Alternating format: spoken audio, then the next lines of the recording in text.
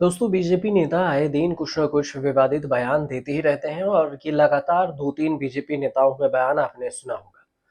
सेना हो, महिला हो, इस पर विवादित बयान अभी वायरल ही हुए हैं और वीडियो भी कुछ वायरल हुए हैं। और इस कड़ी में अब कर्नाटक में बीजेपी के नेता है रवि कुमार। रवि कुमार के विवादित बयान को लेकर सियासी घमासान मचा हुआ है। मंगलवार को रवि कुमार के खिलाफ उनके विवादित बयान को लेकर मामला भी दर्ज किया गया, केस भी दर्ज किया गया। ये पूरा मामला क्या है? ये मामला है, रवि कुमार ने कलबुर्गी के आईएएस अधिकारी फौजिया तरन्नुम को विवादित टिप्पणी दे दी उनको। उन्होंने ये कहा था कि ऐसा लगता है कि वह पाकिस्तान से आई है। उन्होंने ये बयान दिया। अब इस स्टेटमेंट के बाद क्या कुछ हुआ, दो सवाल हैं कि कौन है ये फौजिया। ऑपरेशन सिंदूर के बाद ये पहली बार नहीं हुआ है जब किसी बीजेपी नेता ने देश की सेवा करने वाले किसी भी अधिकारी को लेकर टिप्पणी की हो। और इसके पहले मध्य प्रदेश के वन मंत्री विजय शाह ने भी विवादित बयान दिया। और उसके बाद अब ये कर्नाटक का मामला है। कर्नाटक का मामला पूरा क्या है समझिए। कर्नाटक में भारतीय जनता पार्टी बीजेपी ने कलबुर्गी चलो कैंपेन के तहत 24 मई को एक रैली आयोजित की थी, जहां पर बीजेपी के नेता रवि कुमार ने कांग्रेस पर निशाना साधा, मतलब किया तंज कसा। यहाँ पर जिला प्रशासन कांग्रेस के दबाव पर काम करता था, ऐसा उन्होंने आरोप भी लगाया।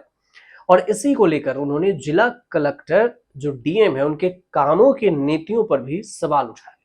उन्होंने ये कहा कि कलबुर्गी जिला कलेक्टर दफ्तर ने भी अपनी आजादी खो दी है और जिला कलेक्टर के जो मैडम हैं वो इस समय कांग्रेस की ही सुन रही हैं और पता नहीं कि जिला कलेक्टर पाकिस्तान से आई है या फिर यहाँ की आईएएस अधिकारी है। अब ये जो पूरा कोर्ट किया हुआ जो बयान था, इसी पर विवाद है। आईएएस अधिकारी संघ ने इस बयान की निंदा की और इस पर बीजेपी नेता जो रवि कुमार है उनके बयान की निंदा करते हुए कहा कि इस प्रकार की गैर जिम्मेदाराना टिप्पणियों को किसी भी हालात में स्वीकार नहीं किया जाएगा। संघ ने कहा कि रवि कुमार को अपनी टिप्पणी पर बिना किसी शर्त के माफी मांग लेनी चाहिए। और संघ ने आईएएस सोफिया तरन्नुम के कामों की तारीफ करते हुए कहा कि फौजिया तरन्नुम है, फौजिया तरन्नुम पर एक बार साफ सुथरी छवि वाले अधिकारी हैं फौजिया तरन्नुम। इसका एक ट्रैक रिकॉर्ड भी रहा है और वे सार्वजनिक सेवा और राज्य के प्रति गहरी समर्पण के अधिकारी हैं। अब उनके खिलाफ रवि कुमार द्वारा की गई टिप्पणी निराधार है, अनुचित है, पूरी तरह से तर्कहीन है। संघ की ओर से यह भी कहा गया है कि रवि कुमार ने जो बयान दिया है, इस तरह के भड़काऊ और झूठे बयान न केवल प्रतिबद्ध सिविल सेवकों की गरिमा को ठेस पहुंचाते हैं बल्कि गंभीर मानसिक आघात भी पहुंचाते हैं और कर्तव्य की पंक्ति में उत्पीड़न के समान है। और उनके साथ ही संघ ने इस बात पर भी टिप्पणी की चिंता जाहिर की, यह साफ किया कि वे आगे आने वाली किसी भी स्थिति में अपने अधिकारी के साथ खड़े हैं। अब सवाल ये उठता है कि आखिर कौन है फौजिया तरन्नुम, जिन्हें बीजेपी के नेता रवि कुमार ने पाकिस्तानी कह दिया। फौजिया तरन्नुम कर्नाटक के बेंगलुरु की रहने वाली हैं और उनका जन्म 2 अप्रैल 1992 को हुआ था।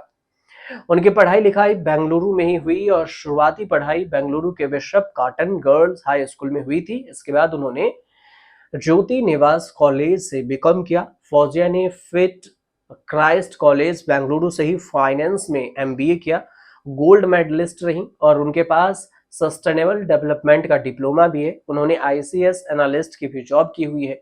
एक इंटरव्यू में फौजिया ने यह भी बताया था कि उन्होंने 2010 में जॉब छोड़ने के बाद यूपीएससी की तैयारी शुरू की। फौजिया तरन्नुम 3 बार यूपीएससी क्रैक कर चुकी हैं। साल 2011 में पहले वह 307 रैंक हासिल करके आईआरएस अधिकारी बनी, लेकिन उन्हें आईएएस से कम कुछ मंजूर नहीं था और अगले साल फिर से यूपीएससी एग्जाम दिया, लेकिन रैंक में कोई सुधार नहीं आया तो आईआरएस के रूप में ही अपने होम टाउन में ज्वाइन किया। साल 2014 में एक बार फिर से यूपीएससी क्रैक किया और इस बार उनकी मेहनत रंग लाई। 31वें रैंक के साथ आईएएस बनने में भी वो कामयाब रही। फौजिया तरन्नुम साफ सुथरी और मेहनती छवि वाले अधिकारी मानी जाती हैं। लोक प्रशासन में अच्छे काम के लिए इसी साल जनवरी में उन्हें राष्ट्रपति द्रौपदी मुर्मू से भी सम्मानित किया था। अब वह यह पुरस्कार पाने वाले 22 अधिकारियों की लिस्ट में एक थी। अब इन पर जो पाकिस्तानी कहकर बीजेपी के नेता ने विवादित बयान दिया, उसके वजह से इसकी चर्चा हो रही है और बीजेपी नेता पर अब एफआईआर भी दर्ज हो गई है। अब देखना ये होगा कि आगे इस पर क्या कुछ अपडेट आता है। कुछ अपडेट आएगा तो हम आपको ज़रूर बताएँगे। फिलहाल अगर आपको जानकारी सही लगे तो हमारे चैनल से जुड़िए, सब्सक्राइब कीजिए, शेयर कीजिए, कमेंट ज़रूर